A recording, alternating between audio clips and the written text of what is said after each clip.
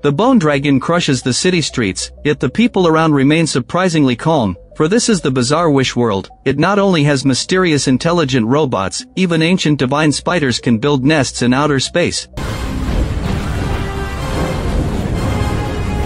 But the creator of this world has a deeper meaning. It has erased everyone's memories. Unexpectedly, a girl still retains her memories. And she happens to be a former companion of the Doctor. How will the girl awaken the people and save the Earth? On Linda's birthday in 2008, her boyfriend Jack gave her a star as a gift, along with a special star certificate. Linda was deeply touched, but she didn't quite like the way Jack addressed her. Does it have to say Miss? Are you married? No.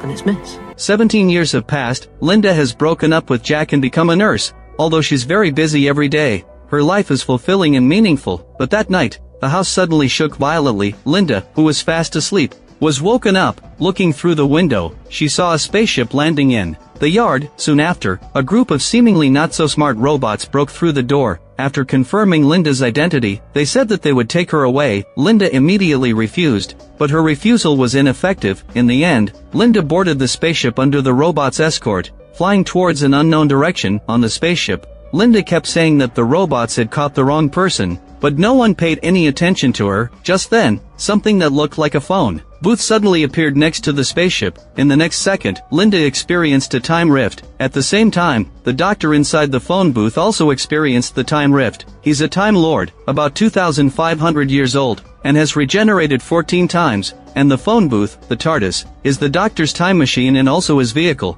The reason the Doctor is following Linda is that he noticed frequent spatial anomalies around her. The spaceship has landed safely on a planet, Sasha. The people's representative told Linda that the planet is called Miss Linda's Star. Everyone is completely obedient to the robot Overlord, but now a rebel army has emerged on the planet, so Linda must stay close to her to avoid being harmed by the rebels. But as soon as she finished speaking, Sasha quietly begged Linda for help, but she regained her seriousness the next second. After going back the palace, the robots told Linda to sit on the throne. Only then did Linda learn that the robots had brought her to Miss Linda's Star to make her the queen here. As soon as Linda sat down, the robots immediately announced the start of the wedding. Linda's fiancé is none other than the robot Overlord, and the so-called wedding is to transform Linda into a steel body, and then fuse her with the robot Overlord. Linda refused resolutely, seeing her strong reaction. Sasha asked the planet's historian to explain everything to her. Unexpectedly, the historian turned out to be the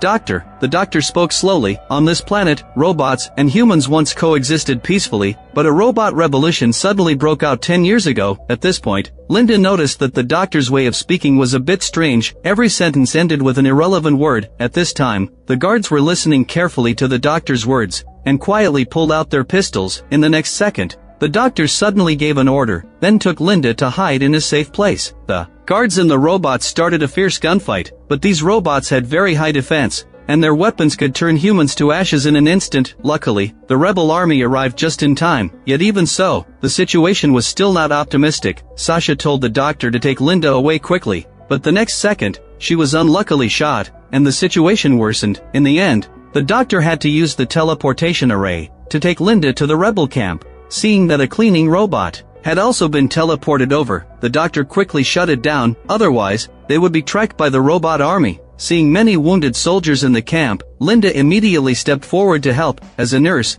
she couldn't turn a blind eye to this. After being busy, Linda found that the technology of Miss Linda's Star is far more advanced than that of Earth. A single blanket could see through the human body, and there were no side effects. The inhabitants of Miss Linda's Star didn't use their livers for detoxification, but relied on their unique organs. Linda asked the Doctor which is more evolved, humans or the inhabitants of Miss Linda's Star. Upon hearing this, the Doctor immediately discouraged her from such a thought. Less than human. If you start deciding which body is best, you're going down a very dangerous path. The Doctor then revealed his physical structure. He actually has 2 hearts. Linda looked completely disbelief. She asked the Doctor why he had come here. The Doctor said he had come for Linda. She played a crucial role in the timeline. The Doctor was at Linda's house when she was kidnapped by the robots. The Doctor then followed the spaceship all the way, but met with a time rift just before reaching Miss Linda's Star. This caused the Doctor to arrive on Miss Linda's Star 6 months earlier. As soon as he stepped out of the TARDIS, he was captured by the robots. Luckily, the rebels rescued the doctor just in time. Sasha had been taking care of him ever since. The doctor also learned of the rebels' plan, and infiltrated the upper echelons. As a historian, trying to help the rebels overthrow the rule of the robot overlord, the doctor analyzed that the boundary between Earth and Miss Linda's star has been jumping through time. Both the robot overlord and Linda have star certificates. The only difference is that the robot overlord's is older. It seems the robot overlord must have some connection to Linda. Suddenly, the robots attacked the rebel headquarters. Everyone immediately picked up their guns to resist, but Linda told them to put down their guns. Too many people have died. She must put an end to all this. Because my name is Miss Belinda Chandra. In her capacity as queen, Linda ordered the robots to spare the rebels, and said she was willing to go with them. The robots then took Linda to the robot overlord. It told Miss Linda to just walk over. Never liked it anyway. I said to Alan that night. Who says Miss? Are you married? Linda froze in an instant. The next second, the robot overlord opened its core. A cyborg appeared in front of Linda. It was none other than Linda's ex-boyfriend Jack. It turned out that, after Linda was kidnapped onto the spaceship by the robots, she mentioned Jack's name. So the robots went back to Earth to find Jack. Unexpectedly, they met with a time rift, and went back to Earth 10 years earlier. Jack was then taken back to the planet by the robots. Learning that the planet had no name, Jack immediately named it Miss Linda's star. Jack then ordered the robots to kill the ruler at that time, and underwent modification to become the robot overlord. He also led the rebel revolution. In fact, when he was in a relationship with Linda, Jack had already shown a very strong desire for control. Now he controlled the whole planet. He only wanted Linda and himself to become machines, and then fuse together forever. Just as Linda didn't know what to do, the doctor threw the star certificate on the ground, and gave Linda a look. Linda suddenly remembered. The doctor had said that, when the same item from two different timelines come into contact, a massive explosion would happen. She resolutely picked up the star certificate, but Jack didn't know this, and picked up the other certificate in response. The moment the two certificates touched, the whole space twisted wildly. The doctor acted quickly, pulled Linda away, and helped her absorb a large amount of the time shockwave. When Linda opened her eyes again, Jack had turned to dust. In this way, the two successfully resolved the crisis. The robots were all set free as well. They decided to live in harmony with humans. To commemorate the fallen Sasha, Miss Linda's star was renamed Sasha Star. The doctor's TARDIS was also given back. He told Linda that the star certificate in Jack's hand was from the future, but Linda couldn't muster any interest at all. She only wanted to go back to Earth now. After saying goodbye to everyone, Linda and the doctor walked into the TARDIS. Inside the TARDIS, there was actually an independent space. This amazed Linda. The doctor also said he had met Linda's descendant in the 51st century. The two looked exactly the same. Linda knew the doctor was trying to arouse her interest in the future, but she only thought it was dangerous, and told the doctor to take her home immediately. The doctor had no choice but to activate the TARDIS to send her back, but no matter how hard he tried, he couldn't go back to May 24th, 2025. The doctor opened the TARDIS door, only to find himself in the vast sea of stars. He was puzzled. He had clearly closed the time rift. Why was something still preventing them from going back to Earth? The doctor went back to the TARDIS and tried repeatedly, finally leaving the Sea of Stars, but they still couldn't go back to May 24th, 2025. What puzzled the doctor most was, they could travel to any time except this specific day. He researched for several days and built a special device. It could send a signal to Earth at any time, then pull the TARDIS to Earth on May 24th, 2025. The doctor then took Linda to Miami in 1952. The two were very excited and changed into era-appropriate clothes, ready to explore, but when they went out, they found it was 4 a.m. The nearby cinema was locked with iron chains. The entrance was filled with flowers and cards, as if commemorating the deceased. Just then, the special device had sent out the signal. Linda wanted to go home immediately, but the doctor wanted to investigate the cinema.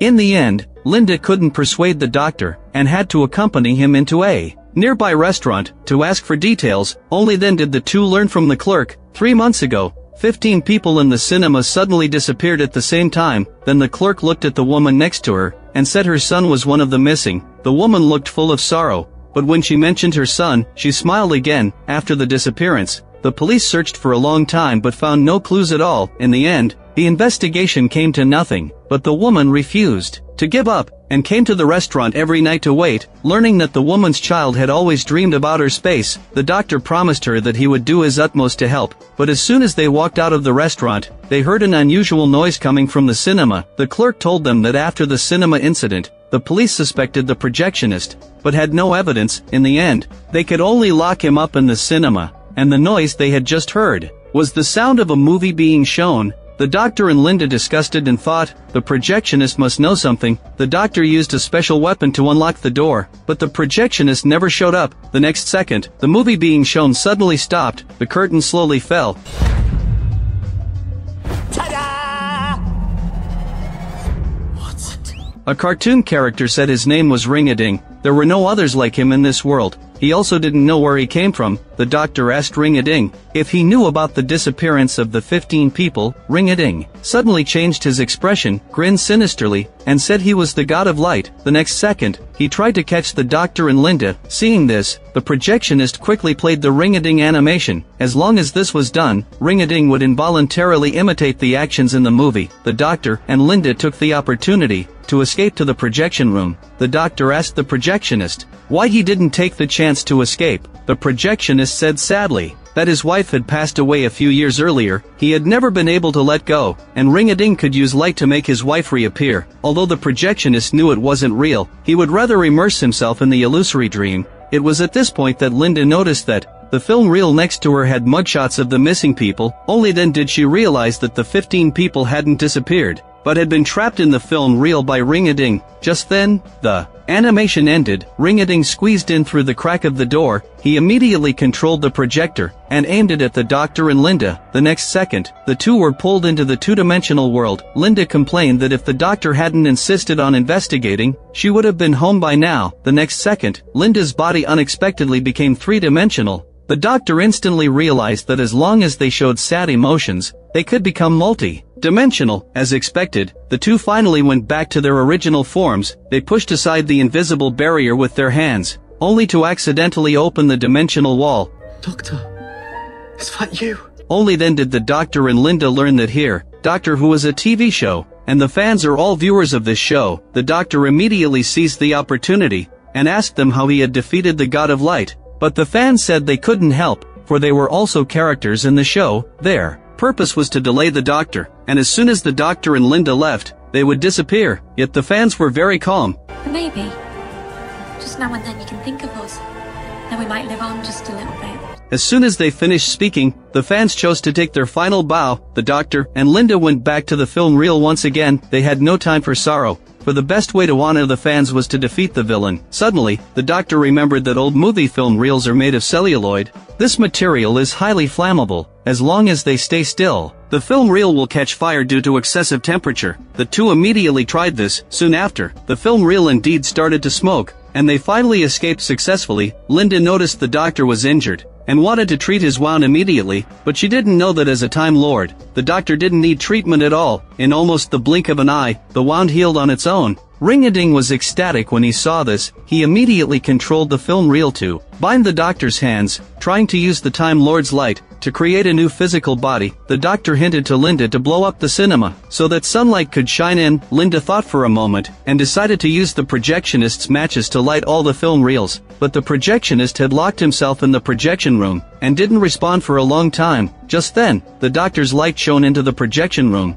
Encouraged by his wife, the projectionist lit all the film reels. At this point, as the doctor's light gradually transferred to Ring-a-Ding, Ring-a-Ding's body gradually became three-dimensional.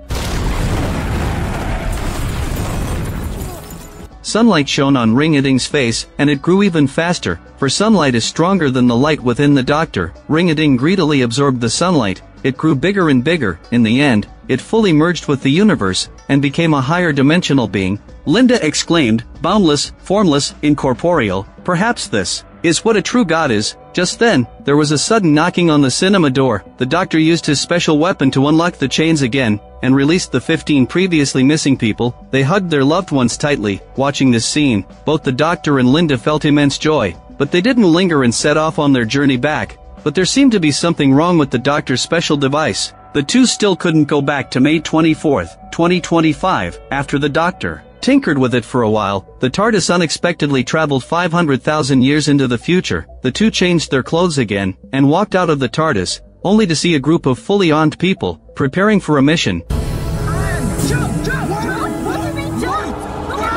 After screaming in surprise, they realized it was a false alarm. It turned out their clothes had an automatic landing function. After landing, the doctor immediately activated the special device, but the next second, the group of people pointed their guns at them. The doctor immediately pretended to be a senior commander. Only then did team leader Laura tell her team members to put down their guns. Coincidentally, the special device had already sent out the signal. The doctor asked Laura to send himself and Linda back to the spaceship, but this planet had electrical radiation, and the fastest way to get back to the spaceship was to wait 5 hours. After hearing this, the doctor asked curiously, if this planet's environment is so harsh, why has the team come here? Laura then explained that there was originally a 35-person mining team on this planet, but half a month ago, they suddenly lost contact. The team had come specifically to find the mining team. After learning this, the doctor and Linda decided to go with the team. They soon arrived at the mine. Since the elevator could only carry 6 people at a time, Laura immediately made arrangements.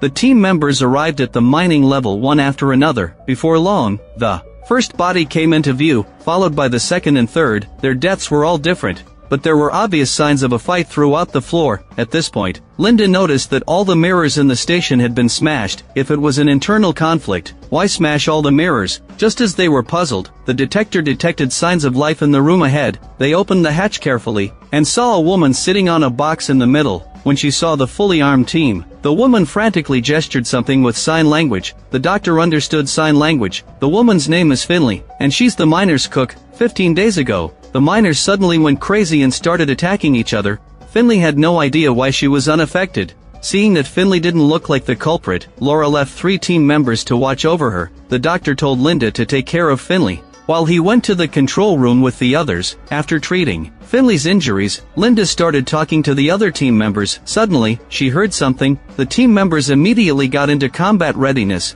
but after looking around, they found nothing unusual. But just as Linda was bandaging Finley's wound, He said to me that everyone...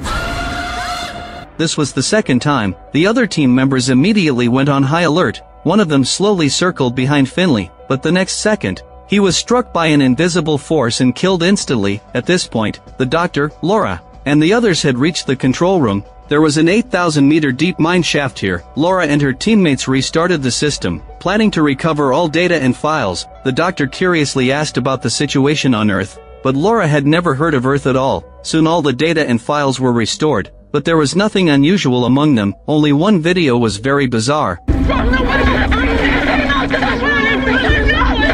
Just then, a team member reported to Laura, all the miners had been killed. Finley was the only survivor of the whole mining team. The doctor immediately restored that video, but still found no trace of the monster. Suddenly, he remembered visiting a planet filled with electrical radiation many years ago, so he asked Laura the name of this planet. Laura replied that 400,000 years ago, the whole surface of this planet was covered with diamonds. Its name is Midnight. The doctor suddenly remembered coming here 500,000 years ago and facing this same monster. He hurried back to the room where Finley was. Laura and the others followed closely behind. Seeing that she could no longer hide it, Finley finally confessed. There was indeed something behind her. It had crawled out of the mine shaft. Team member John flew into a rage and was about to shoot Finley on the spot, but Laura stopped him immediately. To make them understand the situation, Linda took out 3 parts and gestured to explain. Anyone who walked behind Finley would be killed immediately. John bluntly said that, in that case, why not just kill Finley? Finley hurriedly explained, if John killed her, the thing behind her would move to behind John. The miners had fought each other, just to get rid of the monster. But John didn't believe her at all. He and the other team members deposed Laura from her command. Then they pointed their guns at Finley, and forced her to turn around. As soon as the other team members saw the monster behind Finley, they would shoot and kill it immediately. The next second, the person behind Finley suddenly flew up. John completely panicked when he saw this. Finley, who was looking at him, also lost control. Alice, turn 180.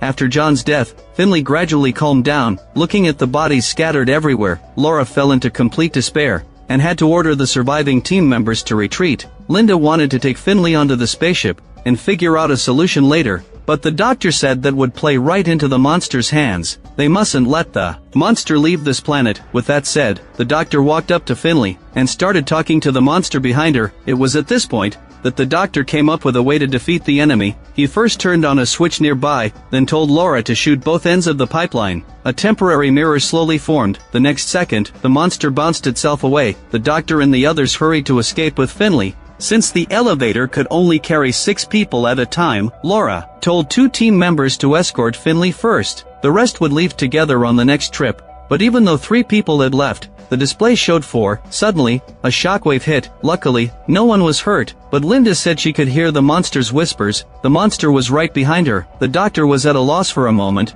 He begged the monster to spare Linda, saying he could take it on a journey across the universe, but Linda immediately refused. It was then that Laura came up with a plan. She planned to shoot 3 centimeters above Linda's heart. This shot wouldn't be fatal, and might make the monster think Linda was dead, prompting it to move to Laura. After getting everyone's approval, Laura pulled the trigger immediately. The moment Linda fell, Laura heard the monster's whispers. She took a deep breath and ran toward the deep pit. For the safety of the whole galaxy, she chose to sacrifice herself. In the end, the doctor safely brought Linda back to the TARDIS. The other team members also evacuated safely, but when the reinforcement troops met them, they saw something behind the communicator and heard the monster's whispers. It seemed there was more than one monster in the deep pit. At this point, the doctor and Linda started their journey home again. This time, they successfully went back to Earth, but the time was Christmas 2007. A little boy saw the TARDIS appearing. He was very excited and ran back to his mother, stammering to describe the scene of the TARDIS's appearance, but his mother thought it was just a child's fantasy. The little boy Alan immediately ran back to the alley, but the TARDIS was gone. 17 years had passed. Perhaps it was fate that Alan met with the TARDIS once again. He reached out to touch the TARDIS cautiously, but heard a roar when his fingers were only a few centimeters away from the police box. Driven by curiosity, Alan walked into the nearby warehouse. He slowly approached the source of the sound. Suddenly, a blob of slime fell on his face. Before he could react, the monster suddenly appeared, but disappeared the next second. In its place stood the doctor and a young girl. Alan followed them quietly and secretly took a photo of the girl. After watching the two enter the TARDIS and disappear, Alan's curiosity grew even stronger. He searched everywhere for the girl, and actually found her, Ruby. A year later, Alan invited Ruby to appear on his show. Ruby revealed that she had indeed adventured with the doctor before. That experience was very wonderful, and the most unforgettable memory of her life. Ruby then showed Alan a video. After learning that aliens really exist, Alan finally felt at peace, but Ruby told him that the green slime on his face a year ago was a mark from an alien monster. This meant the monster had targeted Alan. Soon Alan would see the lights around him flickering on and off, and then the monster would appear to hunt. Luckily, there was still one bottle of antidote left that the doctor had given Ruby back then. As long as Alan drank it, he wouldn't be tracked by the monster. Alan finally breathed a sigh of relief. He invited Ruby to dinner, and she didn't refuse. In this way, affection grew between them. As they went on more dates, they became boyfriend and girlfriend. One day, the two went to a bar to hang out with friends, but Ruby suddenly noticed that the lights in the bar kept flickering. She worried that the monster was up to something, so she immediately called Daisy, one of the doctor's former companions. Daisy checked the biological signals near the bar and found nothing unusual. She then went to the detention room to confirm the monster hadn't escaped, and told Ruby to rest easy. It was probably just a power grid issue. Ruby finally felt a little relieved. She went back to the bar and shared her worries with Alan. Adventuring with the doctor was exciting, but also very dangerous, so after going back to Earth, she developed psychological issues. She got very nervous at the slightest sign of anything unusual. Upon hearing this, Alan hurried to comfort her. As soon as she finished speaking, the lights in the bar suddenly went out completely. Ruby looked out the window and saw two monsters appearing. Alan confessed to her that he hadn't actually drunk the antidote, because he wanted to prove he could be as brave as the doctor. Ruby didn't have time to deal with her boyfriend right now. She told everyone in the bar not to run around, then grabbed an iron rod and went outside to face the enemy. Suddenly, she heard a noise behind her. Turning around, she found it was Alan. He said he wanted to face the danger with her. Just then, Daisy's professional team arrived at the scene. They were experienced and had clear divisions of labor, quickly locating the monsters. But the next second, the monsters stood up. You idiots. How would do, boss? It turned out the monsters were actually two men in disguise, and Alan was their leader. These people called themselves the Think Tank. They believed aliens and the doctor were all lies, made up by Ruby. The think tank's purpose was to expose these lies. Alan also said that every second spent with Ruby was torment. Ruby froze on the spot, while Daisy had the think tank and the others taken away. But the next day, under public opinion pressure, Daisy released Alan. Alan then intensified his online propaganda, demanding the government disclose the exact location of Daisy's professional team. At this time, Daisy investigated Alan's file, and found that he had interviewed with the organization 8 years ago, but failed the assessment. Ruby guessed that Alan had planned this series of actions to retaliate against the organization. Just then, Alan released the organization's staff list. Daisy was very confused. The staff list was the organization's top secret. It seemed there was a mole in the organization, and Daisy was right. At this point, an employee stunned the on-duty staff and unlocked the door. Alan picked up his gun and slowly walked into the elevator. The security captain suggested sealing off the elevator, but Daisy refused. She had another plan. Alan walked up to Daisy and the others. He pointed to the live broadcast device on his chest, and told them to watch their words. But Daisy said she had personally conducted Alan's interview 8 years ago,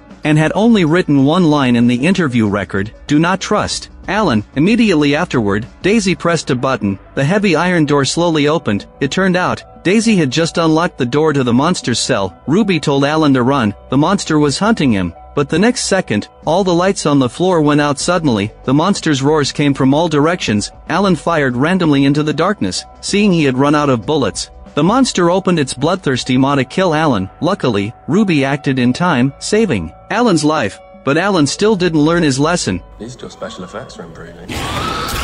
Everything that had just happened was broadcast live, through the device on Alan's chest. Public opinion shifted instantly. Ruby became known as the sexy taser beauty. The public also restored their trust in the organization. Daisy walked over to Ruby. Ruby said that since parting with the doctor, she had been trapped in a cage she'd built for herself. Now Ruby wanted to leave this place of sorrow, and find a quiet spot to start over. Daisy fully supported her decision. The organization's members were also happy for her. At the same time, Alan, who was in prison, was teleported into the TARDIS. The doctor shouted angrily that cowards like Alan only used lies as weapons. Seeing that Alan refused to repent, the doctor revealed that Alan would die of hunger in prison at the age of 49, and no one would remember him. With that, he snapped his fingers and sent Alan back to prison. Later, the doctor and Linda discussed why the special device never worked. Suddenly, he thought of the tech market in Africa. There were some top-tier parts there that could be bought to modify the special device, and his old friend Amari's barbershop was also located there. He told Linda to rest in the TARDIS while he traveled to Africa in 2019. But as he walked toward the barbershop, he noticed a warning sign that read "Turn back." There were also many missing person notices on the walls. The doctor didn't think much of it. He walked into the barbershop and hugged Amari warmly, only to find that the 3 people sitting in the shop looked exactly like those on the missing person notices. Seeing the doctor's confused expression, Amari hurried to explain. It was all because of the man in front of them, David. He was now the new owner of the barbershop. David didn't explain further. He just told the missing person Charlie to sit down. The next second, the alarm suddenly went off. Another missing person's hair suddenly started growing. While David began cutting Charlie's hair, Charlie started telling a story. As the story unfolded, corresponding images unexpectedly appeared on the nearby glass. Everyone told the doctor that this only happened during haircuts, because the glass, the chairs, and the hair clippers were all connected to each other. Just then, a woman pushed the door open and walked in. The doctor froze for a moment. He felt like he had seen the woman somewhere before, but the woman ignored him completely. Everyone told the doctor the woman's name was Senna, and she was David's assistant. But before they could finish speaking, the alarm went off again. David forcibly pushed the doctor onto a chair, and told him to tell a story. Helpless, the doctor had to tell Linda's story. Once, after working overtime, she was about to go home, when a doctor suddenly stopped her to ask for help, and it was Linda's grandmother's birthday that day. But Linda still took care of the patient, without any complaints or regrets. 2 weeks later, the patient specially went to the hospital to thank Linda. It was precisely because of Linda's silent care that she had survived. As soon as the doctor finished his story, the barbershop's batteries were suddenly fully charged. Senna exclaimed that this was the first time they had met with such a situation, obviously because the doctor's story was wonderful enough. Amari hurriedly said that since the doctor's story was so wonderful, keeping him alone would be enough. But David ignored Amari, and told Senna to meet him in the engine room. Before leaving, Senna especially locked the door tightly. But this didn't trouble the doctor at all. He first scolded Amari for being unscrupulous, then used a weapon to unlock the door.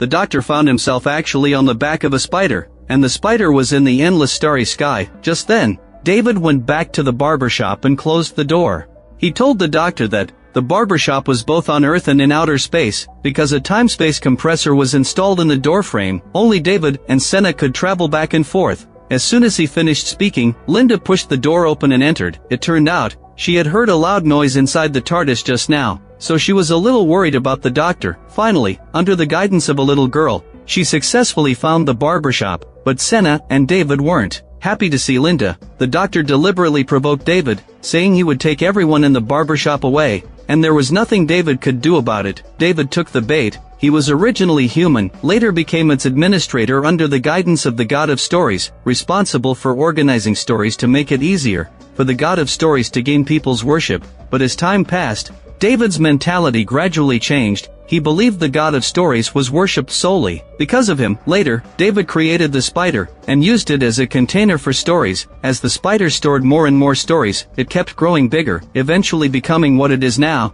But the God of Stories not only failed to recognize David, but also told him to get lost. That's when David decided to take revenge. Upon hearing this, the doctor hurried to stop him. Killing the God of Stories would affect humans, for human inheritance is totally maintained by stories. Without stories, inheritance would be broken, but no one believed him. They held the doctor down, wanting him to continue telling stories to provide energy for the spider. Just then, Senna suddenly spoke up. It turned out Senna was the daughter of the God of Stories. The God of Stories had imprisoned her for many years. That's why Senna helped David. She told the doctor to sit down quietly, then started cutting his hair. But this time the spider didn't replenish its energy.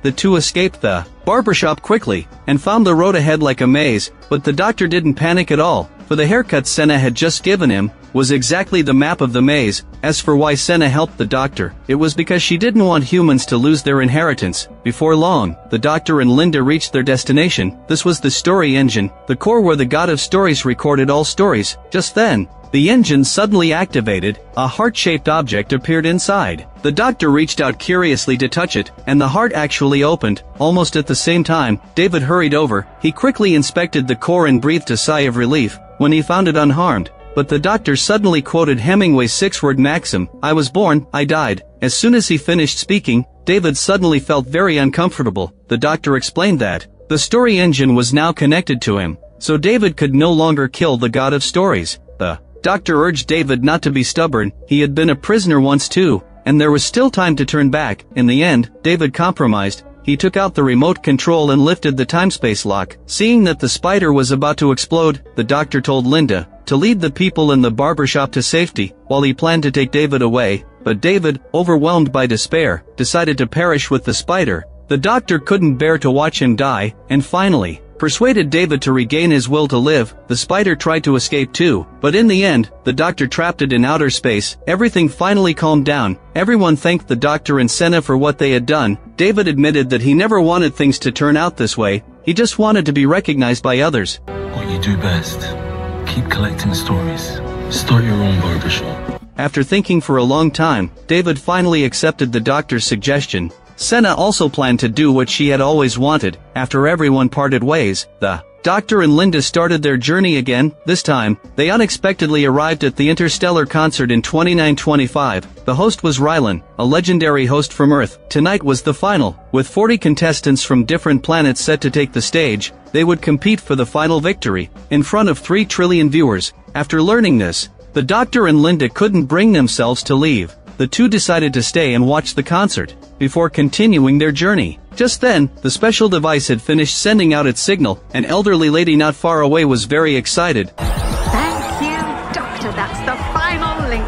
At this point, Gary and Mike were at a loss, for the doctor and Linda had taken their VIP seats. The two complained to a nearby robot, but the robot said coldly, "Phase 1 activated." At the same time, Bob, who had horns, broke into the studio. He controlled the robots to subdue the supervisor and hugged Wendy, a fellow Horn staff member. They both came from the planet Horlia. Bob immediately replaced the live broadcast with rehearsal footage, then used the supervisor's fingerprints to shut down the security system. The doctor quickly sensed something was wrong. He stood up immediately to check the equipment. The next second, the concert's air shield disappeared in an instant. Most of the audience was sucked into outer space, and even the TARDIS was swept away, unable to bear it. Wendy closed the VIP box window, saving Linda's life. Meanwhile, the audience watching the live broadcast saw the rehearsal footage, and thought the show was airing as usual. The supervisor urged Bob to stop, but Bob said coldly, "Final phase begins." He connected the transmitter to the recording equipment. The supervisor whispered to Wendy, telling her to stop aiding and abetting evildoers.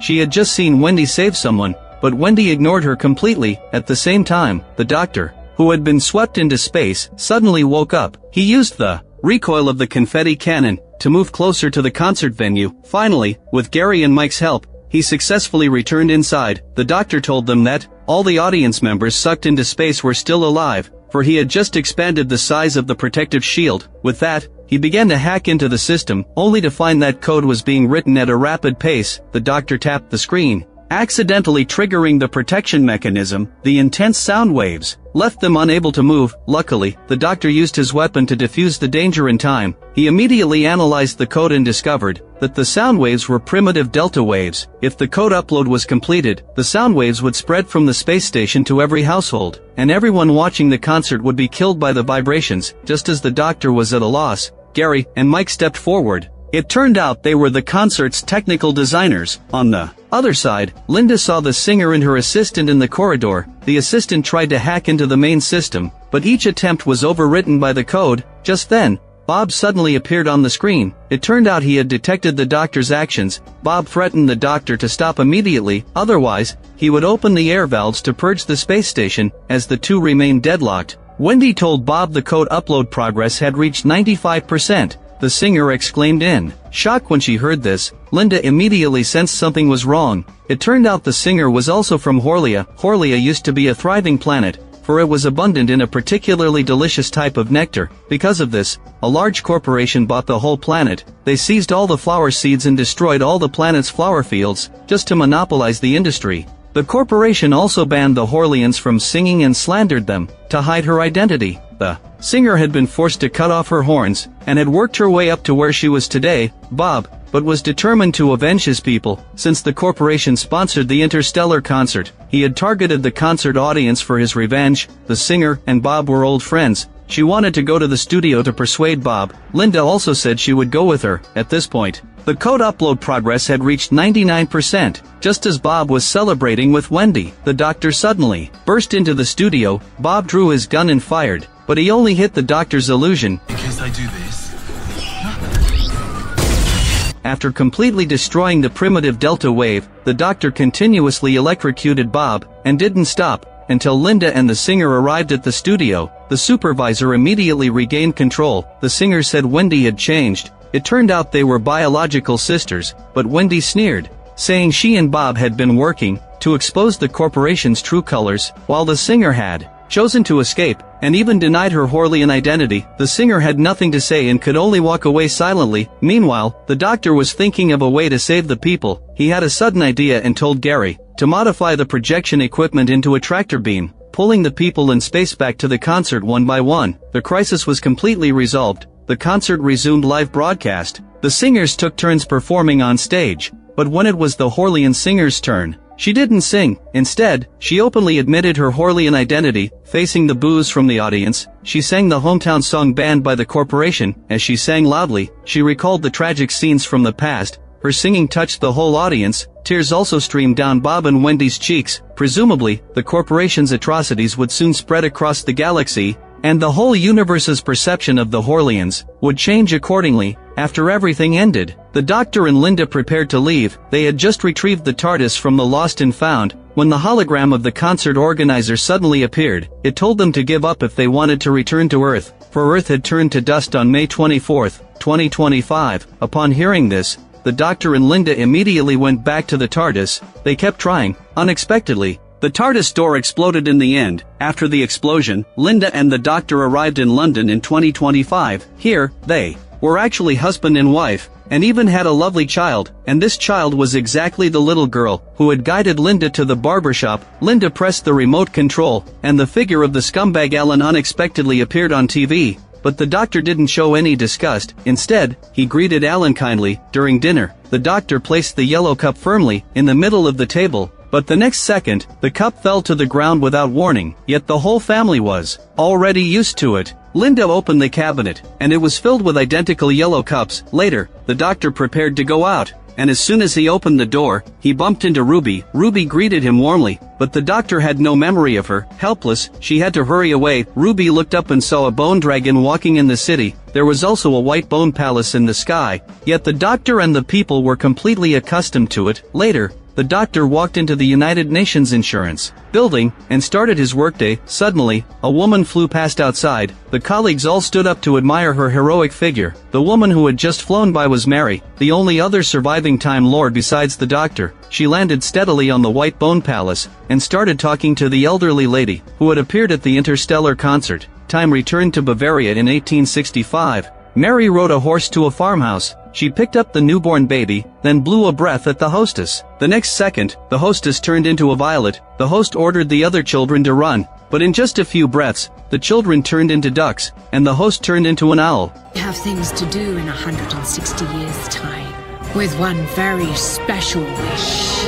Time returned to the present. The elderly lady walked into Alan's room. It turned out that Mia had bailed Alan out. As soon as he was imprisoned, he picked up the child beside him with extreme care, claiming the child could change the world. At the same time, Linda's mother and grandmother came to visit Lily at home. They mentioned that Lily's birthday was approaching, but Linda suddenly froze. As a mother, she couldn't remember Lily's birthday at all. Just then, the yellow cup on the table fell to the ground again. Linda could no longer bear her sorrow. She ran outside and shouted loudly, releasing the suppressed emotions in her heart. On the other side, Ruby arrived at a place. Everyone here suspected that the current world wasn't real. Ruby quickly agreed and emphasized that Alan was a scumbag. The more they talked, the more excited they became, and finally decided to form an alliance to uncover the truth of the world together. In the evening, a sudden wave of sadness surged in the doctor's heart, so he drank alone while watching TV. Just then, a man appeared on the screen. It was Roger, who had sacrificed his life to save the doctor earlier. Roger said anxiously that this dimension was falling into the abyss. Remember, tables don't do that.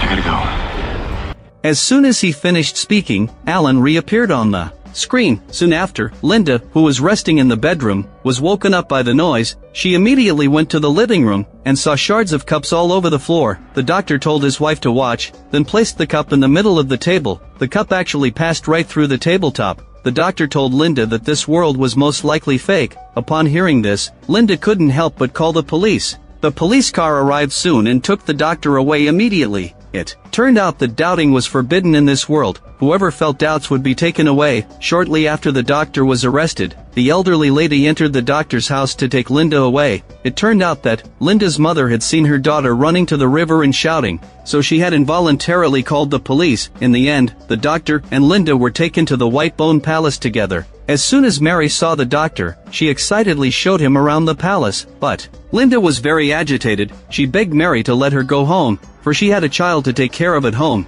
But Mary said Linda didn't have a child at all. Linda retorted immediately, but the doctor looked shocked. Ruby had seemingly said the same thing before. Mary was overjoyed, quickly pulled the doctor to dance, and kept talking about their past, trying to jog his memory. When she saw the doctor suddenly exclaim, Mary dropped her pretense. Both she and the elderly lady were Mary. They had been reborn in two forms. Immediately afterward, the young Mary pulled the doctor into a secret room. Alan was holding that mysterious child and staring silently at the doctor. Mary explained that the mysterious child was the god of wishes. The wish world was created by Alan using the child's power, but the god of wishes currently lacks sufficient power. The doctor's special device contained the energy of 1 billion supernovas, so Mary needed it to enhance the god of wishes' power. As soon as she finished speaking, a violent vibration came from outside. Mary excitedly pulled the doctor to the balcony. The ground was dyed purple red, and the city crumbled inch by inch. The doctor asked in confusion, since Mary had created the wish world with her own hands, why was she destroying it herself? Mary admitted that in 5 minutes, it would be May 24th, 2025, and by then,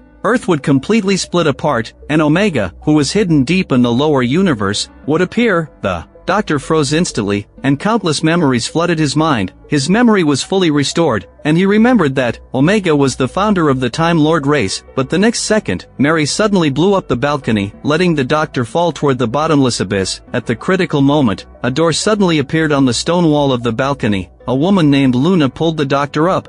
She used to be the owner of a guest house, years ago, when the Doctor was trapped in a fixed time and couldn't leave. It was Luna who took care of him. After the Doctor was rescued, he recommended her to work at the Time Hotel, where one could travel through time freely. Unexpectedly, the kindness he had sown back then bore good fruit, but the Doctor couldn't feel happy at all. Luna opened the door of possibility again. The Doctor found that the world hadn't been destroyed at all. Luna explained that for some reason, every time it reached May 24th, 2025, time would automatically reset to the morning of the 23rd. And this had happened hundreds of times. The Doctor suddenly realized Mary wanted the surface layer of the Wish world to become thinner and thinner until it completely cracked, for only then could she find Omega beneath the surface. After thinking for a moment, the Doctor decided to take Linda and their child Lily back to the hotel. As soon as Linda got into the hotel, her memories were fully restored. Looking at Lily, she couldn't help worrying about the child's safety. Lily was born from a wish. Would she still exist if the Wish world disappeared? Upon hearing this, the Doctor immediately promised to do his utmost to protect Lily. Later, the Doctor returned to the organization. At first, no one could remember who he was,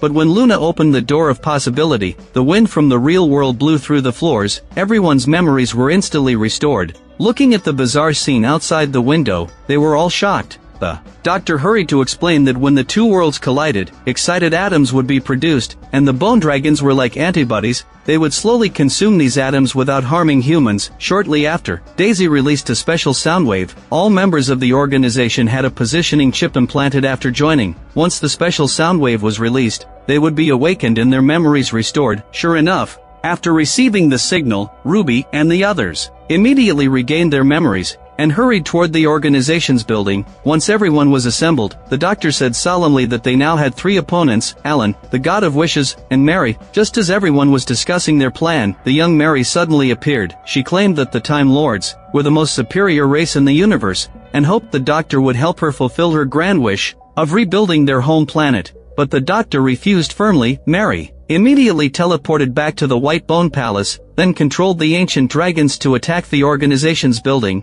Daisy told her subordinates to prepare, and the whole building immediately got into combat readiness. Meanwhile, the Doctor took Linda and Lily to the 10th basement floor. He told Linda solemnly that the machine in front of them could transcend time and space. It exists beyond reality. The Doctor hoped Linda would take Lily inside and come out once the Wish world disappears. This was the only way Lily might survive. But if Mary won, Linda and Lily would be trapped in the machine forever. Yet even so, Linda insisted on staying with Lily. At this point, several ancient dragons had arrived near the building. Everyone immediately started shooting. Daisy put a teleportation device on Ruby. The Doctor hurried over. She told Ruby to find the God of Wishes and end this fake world, while he would go to the White Bone Palace to stop Mary. Earlier, when Mary had teleported into the organization's building, the Doctor had secretly copied the access rights to Mary's aircraft. He rode the aircraft and broke into the White Bone Palace, but the young Mary wasn't surprised to see him at all, and continued to persuade him to help. Unexpectedly, the Doctor agreed.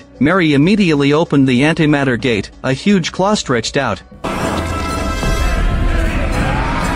This massive skeleton exuded a strong aura of death. The Doctor suddenly realized. He shouted at Mary that this skeleton was Omega. It had stayed in the antimatter world for too long, and had now gone completely mad. As soon as the Doctor finished speaking, Omega grabbed the young Mary and swallowed her whole. Seeing the danger, the elderly Mary quickly picked up the time-space bracelet on the ground, and teleported away. The Doctor was instantly left alone and helpless. He slowly retreated, while thinking of a way to defeat the enemy. Suddenly, he sensed energy behind him, so he grabbed the special device and fired all the energy of 1 billion supernovas from it. Even Omega couldn't withstand such a powerful attack, and was finally knocked back into the antimatter world. At the same time, Ruby teleported to the God of Wishes' side, but unexpectedly, Alan was also in the room. Seeing how agitated he was, Ruby kept comforting him with words. Once Alan gradually lowered his guard, Ruby seized the opportunity to activate the teleportation. She kissed the God of Wishes gently. I wish you to be happy.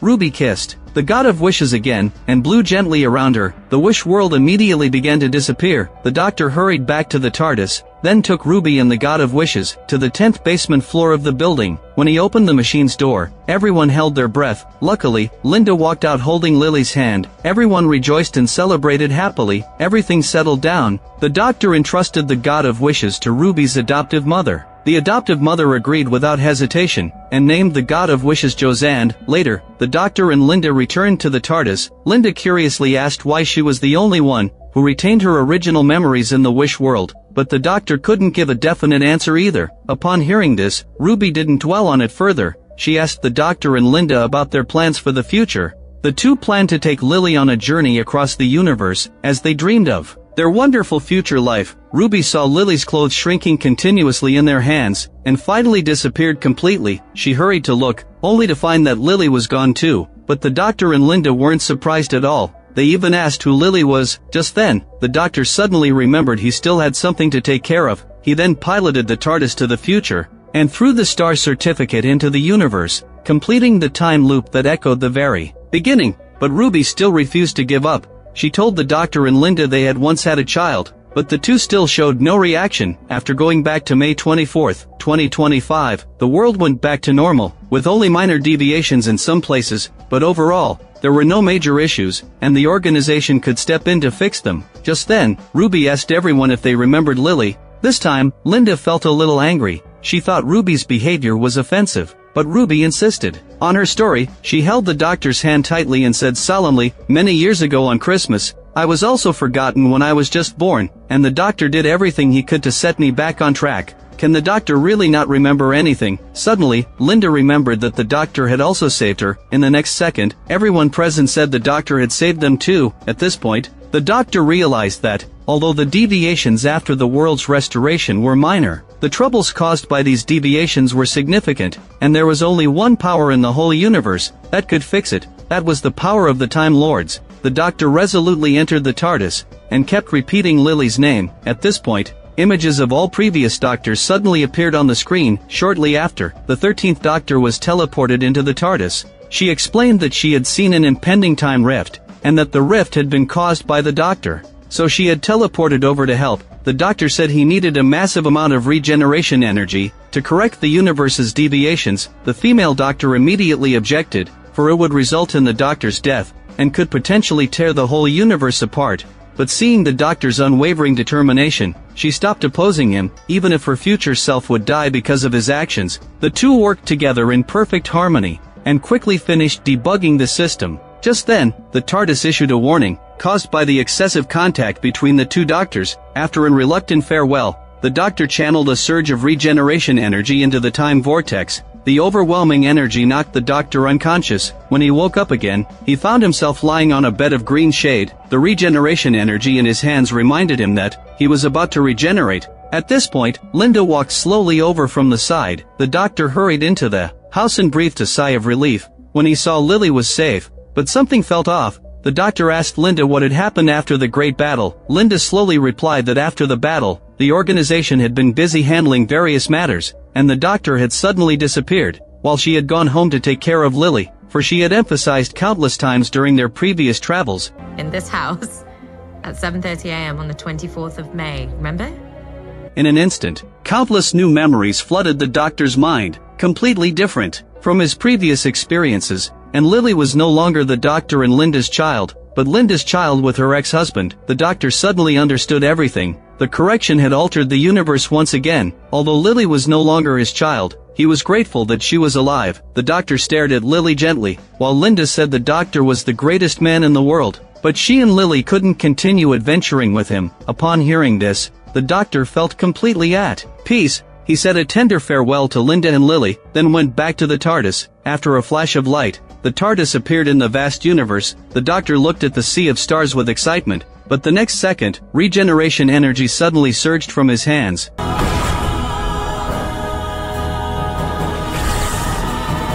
amidst the surging energy, the Doctor's appearance changed. It was Rose Tyler, the person the Doctor had once been willing to burn a star to see again, the new Asterisk Doctor whose Season 2 Asterisk officially came to an end. The plot of this season was much better than the previous one, with numerous crossovers and even bringing back important characters from previous episodes to become the next Doctor. Truly a labor of love. The most exquisite design of the show lies in grounding grand cosmic themes and personal emotions. The bond between the Doctor and Linda is quite profound. The Doctor's protection across time and space isn't just a hero's rescue, but the mutual anchoring of two lonely souls amid the chaos of time and space. The show's exploration of falsehood and truth is even more incisive. Alan went from opposing Ruby's alien lies to creating a fake world, completing the transformation from exposing lies to creating lies, and exposing the human greed for a sense of control. At his core, he was jealous of not being able to be the center of the story, and finally became a slave to lies. Finally,